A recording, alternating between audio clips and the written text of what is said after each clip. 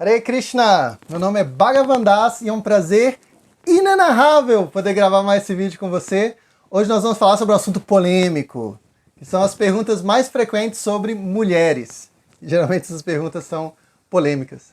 A primeira pergunta que nós recebemos com frequência é se os ensinamentos dos mestres espirituais, dos ensinamentos de Krishna, das escrituras, contra o divórcio, não poderiam levar mulheres a permanecer em relacionamentos abusivos e em relacionamentos perigosos? Essa é uma boa pergunta, uma pergunta importante. E a resposta é que, sim, um conhecimento entendido fora da sua completude é perigoso, né?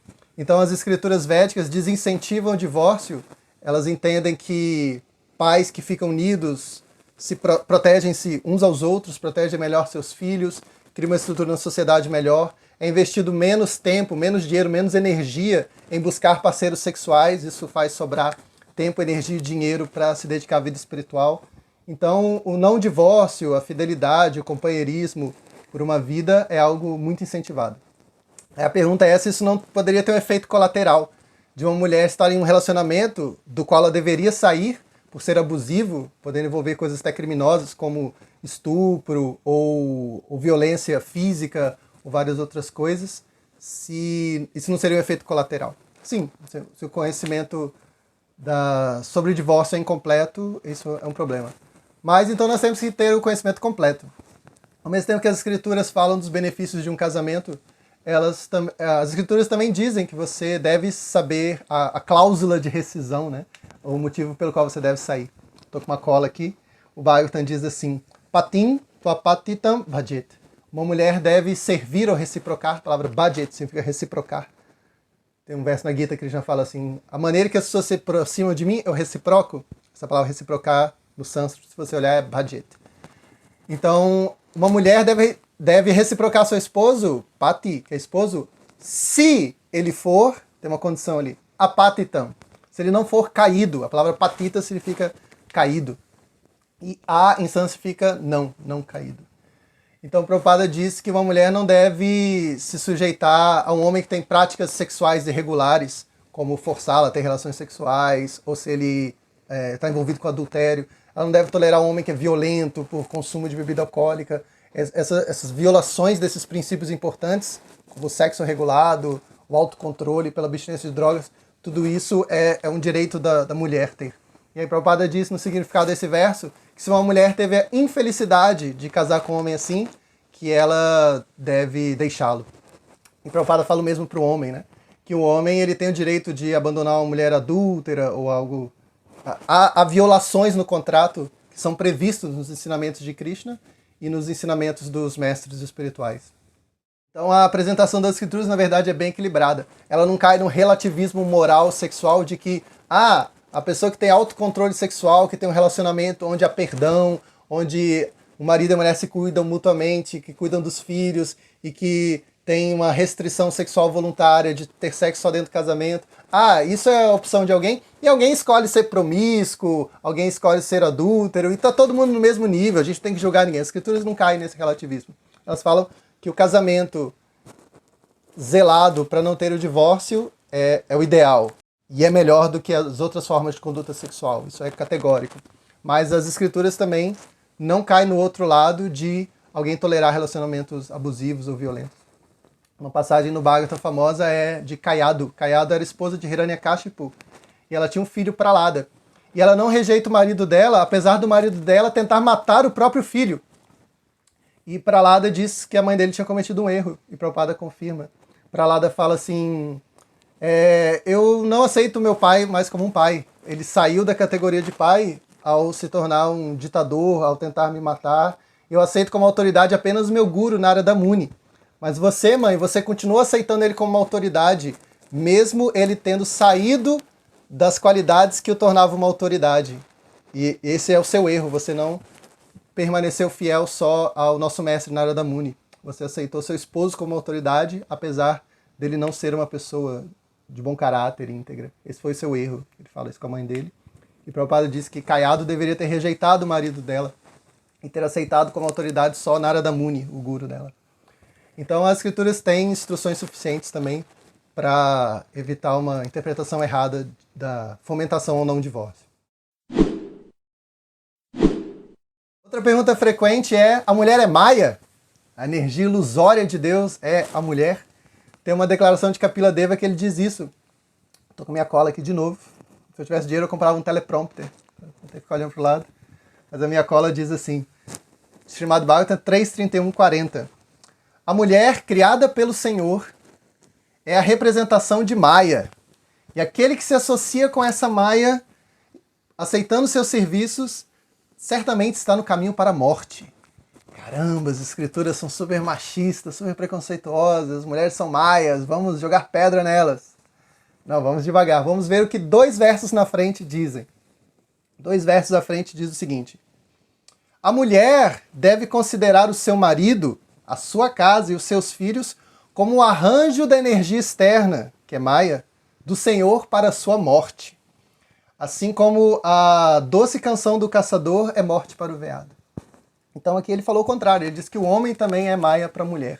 E aí Prabhupada, no significado desse verso, vai esclarecer. Prabhupada diz assim: nessas instruções está explicado que não apenas a mulher é o caminho do inferno para o homem, mas o homem também é o caminho do inferno para a mulher. A questão é o apego. Um homem se torna apegado a uma mulher por causa do serviço dela, sua beleza e seus adornos. E similarmente, uma mulher se torna apegada a um homem por ele lhe dar um lugar para viver, ornamentos, vestes e filhos. É uma questão de apego um ao outro. Enquanto houver esse apego ao desfrute material, a mulher é perigosa para o homem e o homem é perigoso para a mulher. Prabhupada manda aqui a conclusão. Mas, se esse apego é transferido para Krishna, tanto o homem quanto a mulher se tornam conscientes de Krishna e o casamento é muito bom. Então, a mulher não é objetivamente Maya. Nem o homem é objetivamente Maya. Maya é a percepção que nós podemos ter de um homem e nós podemos ter de uma mulher. Nós podemos olhar para uma mulher e pensar: essa mulher existe para me dar prazer. Essa mulher existe para me servir. Ou eu posso olhar para um homem e pensar: esse homem existe para me prover. Isso é Maya, isso é ilusão, porque esses papéis são de Deus. Deus é Rama, a fonte do prazer. Deus é aquele que dá aos seus devotos o que lhes falta e preserva o que eles têm. Isso é um papel de Deus, né? Então nós estamos criando ali um ídolo e nós estamos fazendo, ou às vezes nós queremos ser o ídolo, né? Nós queremos que a pessoa nos veja como não há outra fonte de prazer para essa pessoa além de mim, essa pessoa depende de mim, ela é minha. Então essa mentalidade é ilusória. Olhar para uma mulher com essa mentalidade de apego, de domínio, exploração é Maya, isso é ilusão. Agora, se você tem um relacionamento com um homem, ou você tem um relacionamento com uma mulher, e a sua mentalidade é: nós dois devemos servir Krishna, nós dois somos servos de Krishna, e na nossa busca por prazer e manutenção nós fazemos isso de acordo com as regras e regulações, de acordo com o arranjo de Krishna, então aí não é Maya. E o homem não é Maya para a mulher, nem a mulher é Maya para o homem. Então, respondendo a pergunta, não, a mulher não é Maya. Maya é a mentalidade exploradora e, fazendo aí o caminho oposto também, o homem não é Maya para a mulher. Maya é ter uma visão deturpada do papel do homem. Temos que ver todos como servos de Deus. Interrompemos o seu prazer inenarrável por um instante para fazer um convite muito especial. Eu estou aqui no templo do Ashram Vrajabhumi, em Teresópolis, Rio de Janeiro, para convidar a todos para o retiro que vai acontecer do dia 19 a 21 de agosto de 2022. O retiro se chama 10 Segredos de Krishna para a Felicidade. Nesse retiro nós vamos estudar a fundo todos os ensinamentos de Krishna para felicidade, saúde mental, e também vamos ter muitas outras atividades. Nós vamos ter as atividades de canto de mantras no templo, fogueira, um quiz com premiação em livros, e também acontece durante o retiro 2 datas muito importantes, que são Jamastami, o aniversário de Krishna, e também o aniversário de Prabhupada. Então, o acontecimento, assim, um evento totalmente imperdível. Programe-se, se você pode vir, vai valer muito a pena. Para mais informações é só fazer a leitura do QR Code que está aparecendo na sua tela ou acessar o primeiro link na descrição desse vídeo. Hare Krishna.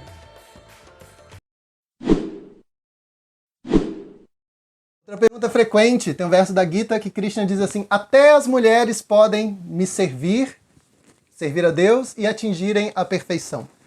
Aí as pessoas perguntam assim: como assim até? Até as mulheres? Eu fiz essa pergunta para Hridayananda Das Goswami, Acharya Deva, que é um mestre proeminente no movimento Hare Krishna, e ele disse que na verdade esse verso não é excludente, ele é inclusivo, Porque na época de Krishna era comum pessoas acharem que mulheres não podiam praticar a vida espiritual. Então quando Krishna diz que até as mulheres podem, Krishna está negando a mentalidade da época. Então esse até fulano pode, vai parecer ofensivo em uma cultura em que isso é óbvio. Por exemplo, se eu digo assim, até os negros podem cantar Hare Krishna, as pessoas vão falar assim, como assim até? Isso é tão óbvio, é um pressuposto da nossa sociedade que brancos e negros são iguais. É óbvio que algo que um branco pode fazer de religião ou de qualquer outra coisa, um negro... Então se eu digo até os negros, isso soa ofensivo. Quer dizer, alguém pior, parece que eu estou dizendo que alguém é pior, mas esse pior também pode. Soa ofensivo quando isso é óbvio. Agora, por exemplo, na nossa sociedade, a gente não costuma pensar que animais podem praticar religião. Então se eu falo assim, até os animais podem adorar a Krishna, até os animais podem praticar Bhakti Yoga, eles podem ouvir os mantras, eles podem comer o alimento que foi oferecido a Krishna, eles podem morar num lugar sagrado, até os animais. Isso soa ofensivo? Não, porque não é um pressuposto da nossa sociedade que animais podem praticar religião. Se eu digo até para um lugar que é pressuposto, isso soa ofensivo. Então, quando nós ouvimos no século XXI, que até as mulheres podem fazer, no século XXI que a gente sabe que as mulheres podem fazer, obviamente, qualquer prática religiosa que os homens fazem, isso soa ofensivo. Mas no contexto de Krishna, você vê que era comum os santos serem homens, assim, os grandes yogis, assim, era Shiva, Pralada, não tinha grandes yogis mulheres. E havia várias discriminações, assim, os professores, assim, várias coisas a mulher estava excluída. Então quando Krishna diz até a mulher, esse até não é uma mentalidade preconceituosa de Krishna. Ele sabe que há um preconceito no contexto social no qual ele está inserido, e ele está quebrando isso, incluindo a mulher também. É só uma questão aí de contexto da expressão até.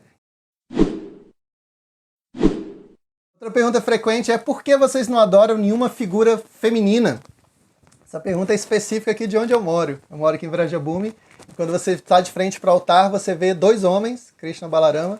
Tem eles uma versão pequenininha no lado, Krishna e Balarama, e do lado tem um homem leão, Nrsimhadeva. E as pessoas perguntam, por que não tem nenhuma figura feminina no altar?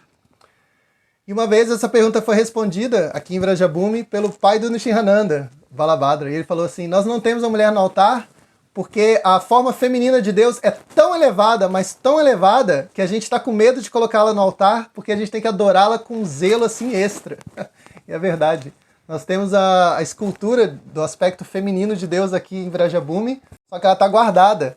E a gente só quer colocá-la no altar quando a gente conseguir elevar os padrões aqui, quando nós tivermos mais sacerdotes, quando nós conseguirmos reformar o templo, elevarmos todos os padrões para colocá-la, porque ela é tão elevada que a gente tem esse cuidado. Então, no movimento Hare Krishna, há um equilíbrio entre divindades masculinas e femininas. Deus se manifesta sempre em pares, né? Se manifesta como Krishna e Radharani, Lakshmi e Narayana, Sita e Rama. Deus sempre se manifesta como um casal, aspecto masculino e feminino. Mas nós temos já aspectos femininos aqui dentro do templo do Ashrama Vrajabhumi também, só que elas estão assim, uma forma meio metamorfa, assim, uma forma que não dá para ver que são mulheres. Nós temos a deusa Lakshmi no altar, só que ela está na forma de um búzio. Nós temos Tulasi, que é uma devota pura de Krishna, só que ela está na forma de planta, nós adoramos ela na forma de uma planta. E nós temos Radharani, que é a maior devota de Krishna, que é o aspecto feminino de Krishna. Ela é o próprio Deus na forma feminina, e ela está ali dentro do templo, mas na forma do mantra escrito na parede.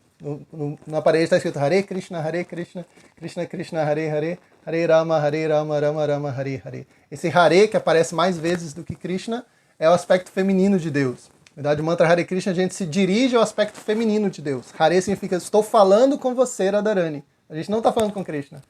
Krishna está ali em outra forma da palavra. Radharani está no vocativo, nós estamos nos dirigindo a ela. Então, não há um motivo assim de preconceito, que Deus é só masculino, ou que o aspecto masculino de Deus é superior. Os motivos de Vrajabhumi é só esse. Nós estamos esperando a hora mais oportuna de colocar o aspecto feminino de Deus no altar, mas nós já adoramos o sagrado feminino ali, na forma do nome Hare, na forma do búzio, que é a deusa da fortuna Lakshmi, e na forma da planta, que é Tulasi, uma gopi, uma divindade feminina completamente pura. E por último, uma pergunta que é frequente porque ela aparece logo no começo da Gita, no capítulo 1 da Gita, tem um significado de Prabhupada em que ele cita Chanakya Pandita. E Chanakya Pandita diz assim: em geral, as mulheres não são dignas de confiança. Então as pessoas estão começando a ler a Gita e já se deparam com essa afirmação aí muito delicada, né? Muito sensível. E aí, uma vez eu vi uma mulher perguntar isso para o meu guru. Eu estava em 2005, morando com o meu mestre espiritual no seminário Hare Krishna de Campina Grande. Na época chamava Seminário Hare Krishna. Hoje se chama Instituto de Aladuta. E eu estava com o meu guru no escritório dele, e uma mulher, uma aluna, estava acabando de começar a estudar a Gita, ela estava lendo o significado de Prabhupada, ela foi até o escritório e disse que queria perguntar para ele. Aí Gurudeva pediu para eu ficar, porque guru não fica sozinho com mulher. E aí eu fiquei ouvindo a resposta dele. A resposta dele foi interessante, não sei se você vai gostar, não sei se vai te decepcionar. Eu gostei. Ela perguntou por que Prabhupada tinha citado Chanakya Pandita dizendo aquilo. E a resposta do meu guru foi: eu não sei. Essa foi a resposta dele: eu não sei. Ele falou: todas as mulheres que conviveram com Prabhupada dizem que ele era um pai para elas, que tratava elas muito bem. Prabhupada sempre confiou nas mulheres, ele confiou nas suas discípulas para darem aulas das escrituras, para irem a países a apresentar a consciência de Krishna lá. Por exemplo, na Inglaterra foram 3 casais, não tinha nenhum monge. Eram 3 casais de devotos, foram lá inaugurar o movimento Hare Krishna. E ele sempre tratou as mulheres com completa confiança. Então eu não sei por que ele falou isso. Essa foi a resposta dele. E essa resposta eu achei muito boa. Ela me ensina pelo menos 3 coisas. Me ensina que você pode continuar servindo Krishna, continuar dedicando sua vida inteiramente à missão do seu mestre espiritual, mesmo não entendendo alguma parte. E é o que ele faz, né? Ele não entende essa declaração e ele segue servindo. Esse eu não sei também me ensina que eu posso pregar, mesmo não tendo resposta para tudo, né? Algumas pessoas ficam muito intimidadas de começar a falar sobre Krishna, assim, publicamente, dar palestra, porque pensam, e quando chegar a parte das perguntas e respostas, e se tiver algo que eu não sei? Então meu mestre espiritual ali me ensinou logo isso, né? Quando você não souber uma coisa, você diz que você não sabe. E a terceira coisa que me ensinou é que as pessoas inteligentes apreciam honestidade intelectual. Então uma pessoa dizer que não sabe, pessoas intelectuais apreciam isso. E aquela mulher que fez essa pergunta, ela era muito inteligente, ela ficou satisfeita com a resposta. Ela ficou satisfeita com a resposta, eu não sei. E até hoje ela é ativa no movimento Hare Krishna. Há mais de 15 anos ela se dedica muito ativamente. Ela escreve livros, ela ajuda na administração, ela tem seus filhos que são conscientes de Krishna. Aquela resposta dela a satisfez. Ali estava alguém com uma integridade intelectual, com humildade suficiente para responder, eu não sei. Não sei se isso te decepciona. Geralmente quando a gente vê um guru, a gente espera que um guru responda tudo. A resposta foi não sei, mas eu achei muito significativa e muito boa. Então se você me perguntar por que às vezes se diz que a mulher é indigna de confiança, por que Chanakya Pandita diz isso e por que Prabhupada citou isso na Bhagavad Gita, eu vou te dar esse presente aí, essa resposta maravilhosa que é eu não sei. E é isso. Muito obrigado, espero que você tenha gostado desse vídeo, espero que você tenha aprendido alguma coisa nova e a gente se vê no próximo vídeo. Muito obrigado. Hare Krishna.